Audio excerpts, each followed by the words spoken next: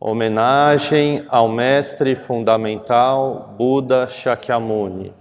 Homenagem ao mestre fundamental Buda Shakyamuni. Homenagem ao mestre fundamental Buda Shakyamuni. Faço o voto de gerar a mente do despertar. Com a mente profunda tenho compaixão pelos seres sencientes. Que eu realize a sabedoria da natureza Sunya para atingir a Budidade e liberar os seres sencientes. Bom dia às mestras compassivas, irmãos e irmãs do Dharma, Amitabha. Hoje vou terminar de falar a última história sobre o venerável Anathapindika, mas antes gostaria de responder algumas questões que surgiram da última palestra. Primeiro, o que são as 3 virtudes importantes do Buda Dharma citadas na terceira história? Elas são a virtude do Dharmakaya, ou a virtude do corpo do Dharma, a virtude do Prajna e a virtude da liberação. Estas 3 virtudes revelam a compaixão, a sabedoria e a liberação do Buda e são os objetivos espirituais perseguidos pelos praticantes budistas. Primeiro, a virtude do Dharmakaya refere-se ao corpo do Dharma do Buda, que representa a natureza e essência verdadeiras do Buda e transcende as aparências e os conceitos mundanos. A virtude do Dharmakaya simboliza a completude, a infinitude e a onipresença verdadeiras do Buda. O Dharmakaya é a essência que não surge nem cessa, que transcende o tempo e o espaço. Todos os fenômenos e todas as coisas se originam do Dharmakaya. Em termos simples, a virtude do corpo do Dharma é a realidade que é verdadeira e perpétua, representada pelo Buda. É a existência real última. Segundo, virtude do Prajna. No budismo, Prajna é sabedoria, que é capaz de compreender completamente a natureza das coisas, especialmente o Sunyata. Todos os fenômenos são essencialmente Sunya, sem natureza própria. A virtude do Prajna é a sabedoria capaz de observar todos os fenômenos mundanos e que não causa perplexidade devido a ilusões e apegos. Em termos simples, virtude do Prajna refere-se à sabedoria insuperável do Buda, capaz de evidenciar o aspecto real do mundo e não ser iludida pelas aparências. Terceiro, virtude da liberação. Refere-se ao estágio de liberação alcançado pelo Buda, em que ele já está totalmente livre de aflições, sofrimentos e do ciclo de nascimento e morte. A virtude da liberação representa a liberdade e paz interiores. O Buda já não está aferrado a nenhum apego, desejo ou sofrimento. Em termos simples, a virtude da liberação significa que o Buda já se liberou definitivamente de todo sofrimento aflitivo, alcançando completamente a autonomia e a pureza. Resumindo, estas 3 virtudes representam a sabedoria perfeita, a essência da verdade e a liberdade suprema perseguidas pelos praticantes budistas e são os objetivos que devemos seguir e realizar. Segunda pergunta. O caractere I em chinês mencionado nas escrituras budistas. Os milhões ou bilhões mencionados nos sutras e comentários são diferentes do conceito moderno de milhão ou bilhão. Na verdade, esse caractere chinês I é um caractere numérico antigo utilizado para designar grandes quantidades. O tamanho específico varia de acordo com a época e o local, podendo ser considerado como 10 ou 100 mil, 1, 10 ou 100 milhões e até mesmo bilhão. Porém, na história que contamos semana passada, onde citamos a população de 180.000 na cidade de Shravasti, o mais provável é que, de acordo com estudos de estimativa populacional, naquela cidade e época, a quantidade de habitantes estivesse entre 10 e 100 mil, e não 100 milhões ou bilhões. A sétima história sobre o ancião Anathapindika. Após a morte, Sudatta renasce no céu Tusita, extraído do Sutra do Conselho a Anathapindika.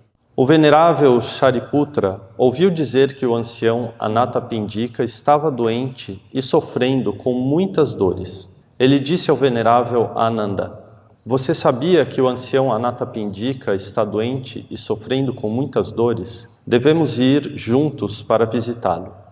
O venerável Ananda concordou em silêncio. Assim, os veneráveis Shariputra e Ananda foram juntos à casa do ancião Anathapindika. De longe, o ancião viu os dois veneráveis se aproximando e tentou se levantar da cama. Ao vê-lo, o venerável Shariputra lhe disse: "Ancião, não se levante, isso aumentará a sua dor." Shariputra sentou-se e perguntou a ele: "Como está, ancião? Suas dores ainda são suportáveis? A dor em seu corpo está piorando ou diminuindo?" Anathapindika respondeu ao venerável Shariputra: "É muito doloroso, venerável, muito difícil de suportar." Então ele descreveu suas dores com 3 analogias. "Minha saúde não está melhorando, meu corpo está extremamente desconfortável, o sofrimento de cada enfermidade só piora e não há remédio para curá-las. É como se um homem forte amarrasse a cabeça de um homem fraco com uma corda e puxasse com as 2 mãos, apertando a corda com todas as suas forças. Isso seria um grande sofrimento, mas minhas dores agora superam esse sofrimento. Além disso, é como se, para abater um boi, alguém cortasse seu abdômen com uma faca afiada, com ele ainda vivo, e retirasse seus órgãos internos. A dor que o boi sentiria no abdômen seria imensa, mas minha dor abdominal agora supera a daquele boi. E além disso, é como se 2 homens fortes agarrassem um homem fraco e o amarrassem sobre uma fogueira queimando seus pés. A queimação que sinto nos pés agora é maior do que a dor daquele homem. A sensação de dor e sofrimento só aumenta, não diminui." O venerável Shariputra disse a Anathapindika: "Você deve praticar da seguinte maneira: não gere apego pela faculdade dos olhos, nem permita que o desejo cobiçoso surja por causa dos objetos que os olhos veem. Da mesma forma, não gere apego pela faculdade dos ouvidos, nariz, língua e corpo, nem deixe que o desejo cobiçoso surja devido aos objetos com os quais eles entram em contato. Até mesmo em relação à mente e aos pensamentos.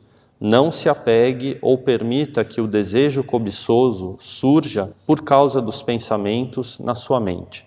Não só isso, você deve ainda evitar o apego às formas visíveis, não deixando que o desejo cobiçoso surja em relação às aparências externas. Deve, da mesma maneira, não se apegar aos sons, odores, sabores, sensações táteis e até mesmo aos objetos mentais, pensamentos, e nem permitir que surja o desejo cobiçoso por nenhum deles. Um passo além, você não deve gerar apego aos elementos, terra, água, fogo, vento e espaço, e nem permitir que o desejo cobiçoso surja por causa deles. O mesmo se aplica ao elemento da consciência, domínio da consciência. Não se apegue a ela e não permita que o desejo cobiçoso surja por causa dela. Finalmente, você não deve se apegar aos 5 agregados: a forma, sensação, percepção, volição e consciência. Quer seja o agregado da forma, da sensação, da percepção, da volição ou da consciência. Não permita que o desejo cobiçoso surja por causa dos agregados. Naquele momento, após ouvir isso, lágrimas de emoção e lamentação escorreram pelo rosto do ancião Anathapindika. Então, o venerável Ananda perguntou a ele: "Você está sentindo temor agora?" O ancião respondeu: "Eu não estou com medo. É porque relembrei que, por mais de 2 décadas de devoção ao Buda, nunca tinha ouvido o venerável Shariputra falar sobre este ensinamento tão profundo e maravilhoso, e por isso estou emocionado." O venerável Shariputra disse a Anathapindika: "Faz muito tempo que eu não exponho tal ensinamento do Buda aos anciões." Anathapindika então pediu ao venerável Shariputra: "Há alguns leigos que, apesar de possuírem convicção, atenção e contentamento insuperáveis, nunca ouviram esse ensinamento tão profundo e maravilhoso. Por isso, suas mentes acabam retrocedendo. Por compaixão, venerável Shariputra, você deveria expor tal ensinamento profundo e maravilhoso aos leigos. Por favor, tenha piedade deles." Venerável Shariputra, hoje peço que fiquem aqui, aceitem e recebam a minha oferenda.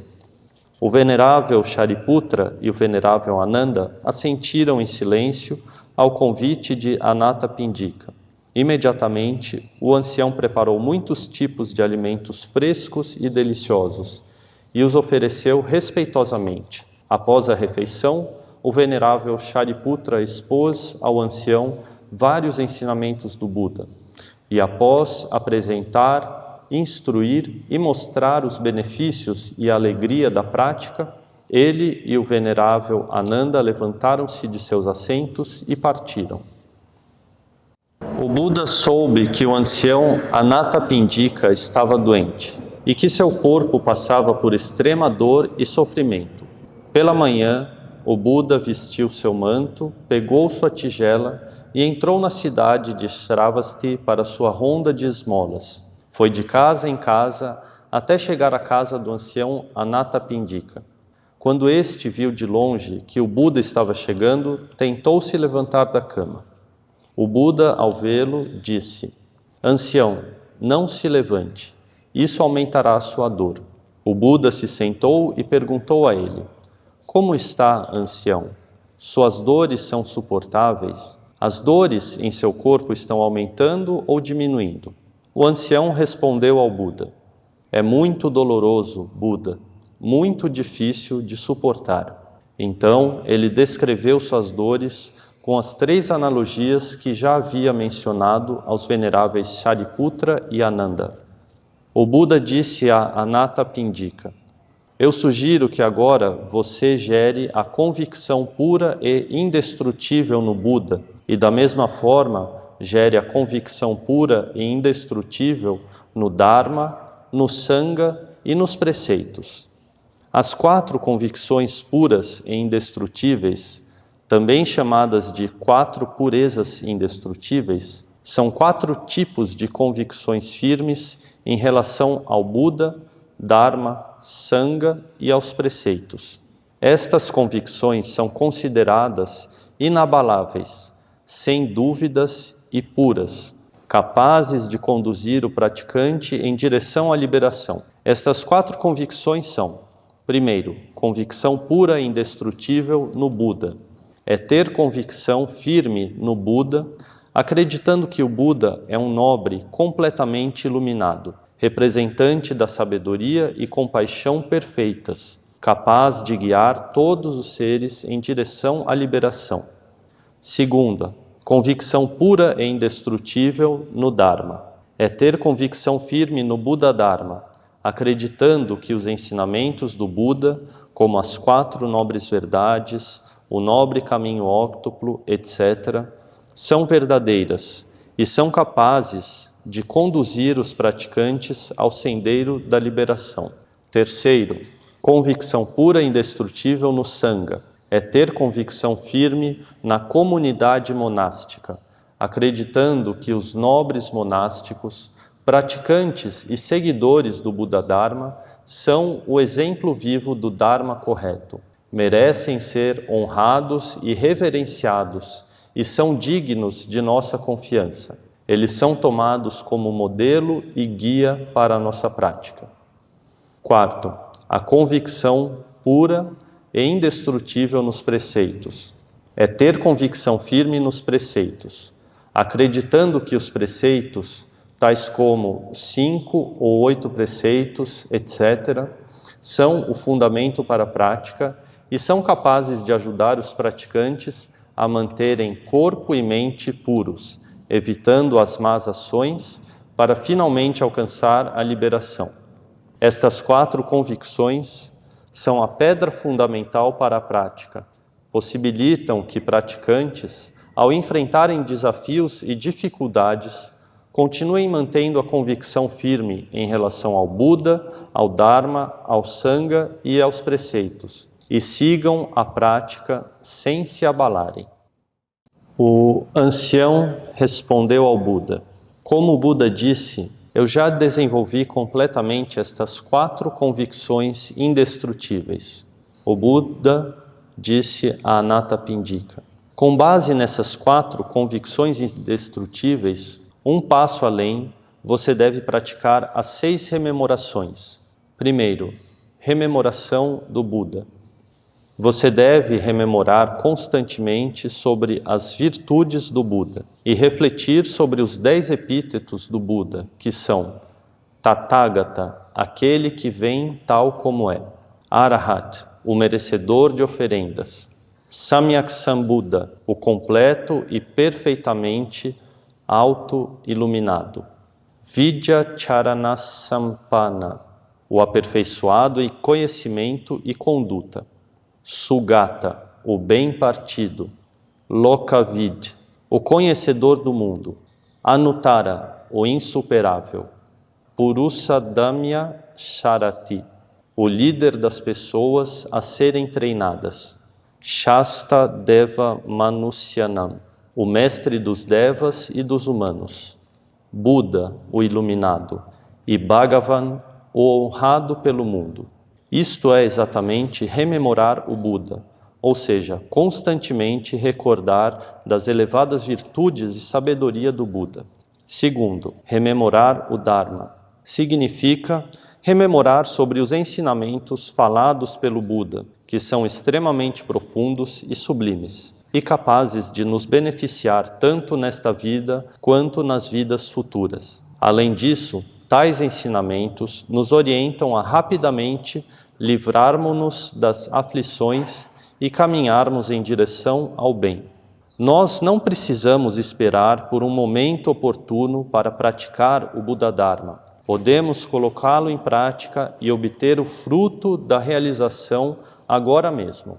Isto é exatamente rememorar o Dharma. Terceiro, rememorar o Sangha. Significa rememorar as condutas virtuosas da comunidade monástica. Os membros do Sangha são os seguidores do Buda, que durante o curso de suas práticas individuais alcançam diferentes níveis de fruição, tais como os frutos de Shrotapana, primeiro fruto; Sakradagamin, segundo fruto; Anagamin, terceiro fruto; e Arhat, quarto fruto da liberação. Eles praticam de acordo com os ensinamentos do Buda, seguem os preceitos por completo, com sabedoria e liberação plenas. Uma comunidade monástica, assim, é digna da nossa reverência e respeito. Isto é exatamente rememorar o Sangha. Quarta rememoração. Rememorar os preceitos significa relembrar dos preceitos que recebemos e mantemos. Estes preceitos são puros, sem defeitos e sem falhas. Eles nos ajudam a manter a pureza moral e a integridade, não nos deixando levar por benefícios mundanos. É assim que os sábios mantêm os preceitos com alegria. Isto é exatamente rememorar os preceitos. Quinto, rememorar a generosidade. Significa rememorar sobre nossas ações de doação e generosidade.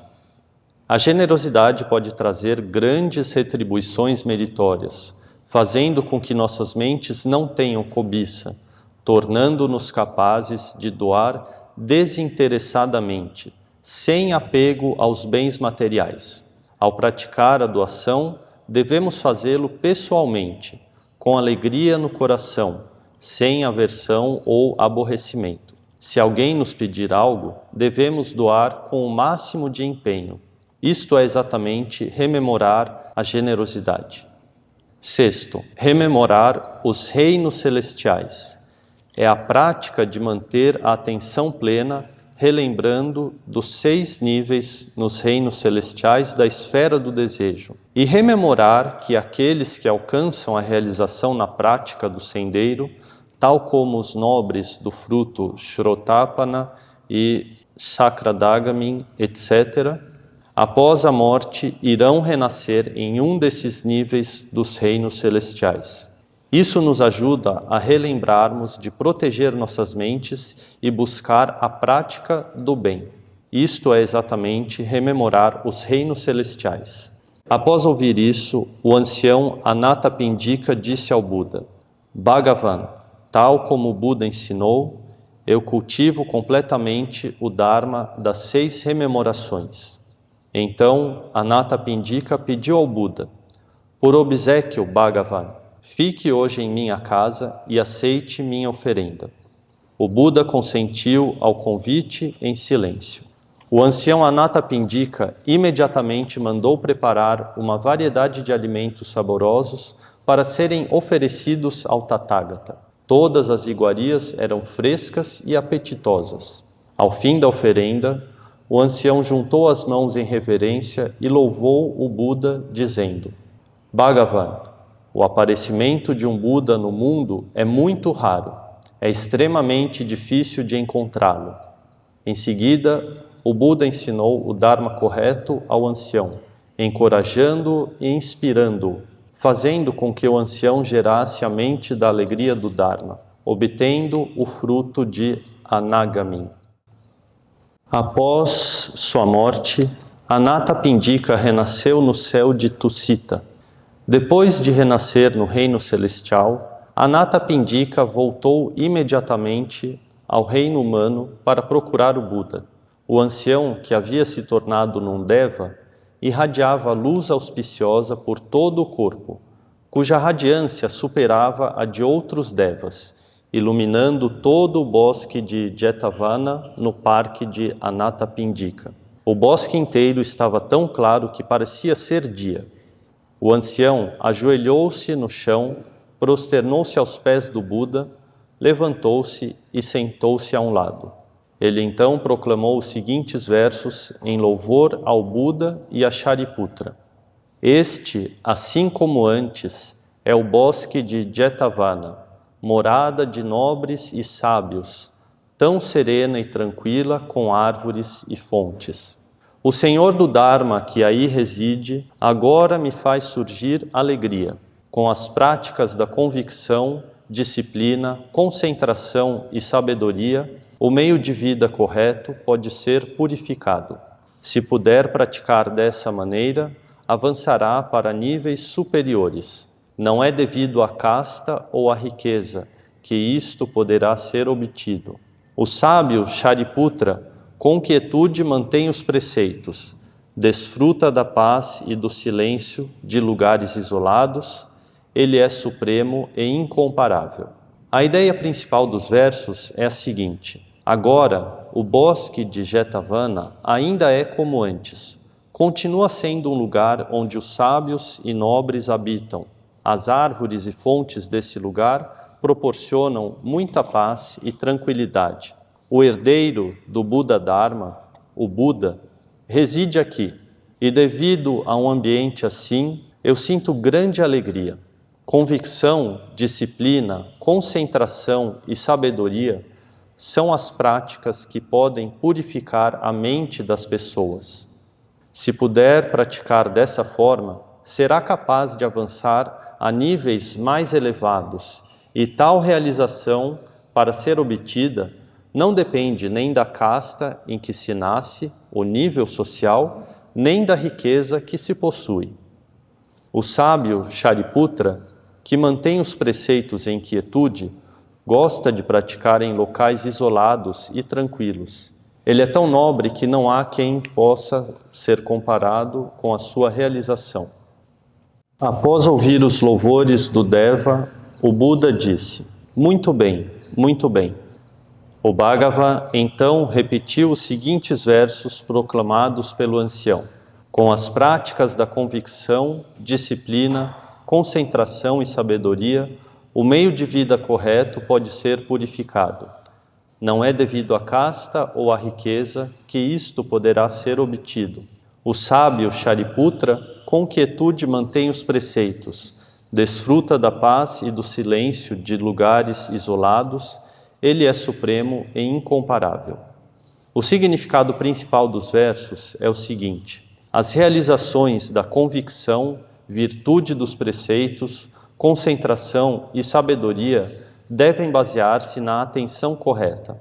Somente a atenção correta é capaz de purificar tais realizações, e sua obtenção não depende nem do nascimento em classes altas, nem da riqueza em grandes quantidades. Shariputra, o primeiro em sabedoria, realmente mantém a disciplina com rigor. Já alcançou a concentração quiescente mais elevada e desfruta da paz e tranquilidade de locais isolados, e sua realização é considerada como sendo incomparável neste mundo. O Deva, ancião Anathapindika, ao ouvir o Buda falar esses versos, sentiu grande alegria, levantou-se, ajoelhou-se e prosternou-se ao Buda. Depois voltou ao seu assento e desapareceu, retornando ao céu Tusita. No dia seguinte, um pouco antes do sol nascer, o Bhagavan entrou no salão de reuniões, preparou seu assento e sentou-se, e relatou a todos os bhikshus sobre a visita de um Deva na noite anterior e repetiu os versos que o Deva havia recitado. O venerável Ananda, que estava em pé atrás do Tathagata, após ouvir os versos ditos pelo Deva, imediatamente compreendeu o que havia ocorrido e disse ao Buda: com certeza, o ancião Anathapindika renasceu no reino celestial, e foi ele quem retornou ao reino humano na noite passada para louvar o Buda e o venerável Shariputra. O Buda respondeu: isso mesmo, o ancião Anathapindika já renasceu no reino celestial, e aqueles foram, de fato, os versos que ele recitou na noite passada, quando veio me procurar. Ananda e todos os bhikshus, ao ouvirem as palavras do Buda, sentiram grande alegria em seus corações. Hoje, terminei de contar a vocês a 7ª e última história do ancião Anathapindika. Agradeço a todos por darem à mestra Shalfa a oportunidade de aprendermos juntos. Que estes méritos gerados adornem a terra pura do Buda, retribuindo as 4 bondades superiores e aliviando o sofrimento nos 3 destinos inferiores. Que aqueles que escutam o Dharma gerem a mente da Bodhi, e quando esta vida terminar, renasçam juntos na terra da suprema felicidade. Amitabha.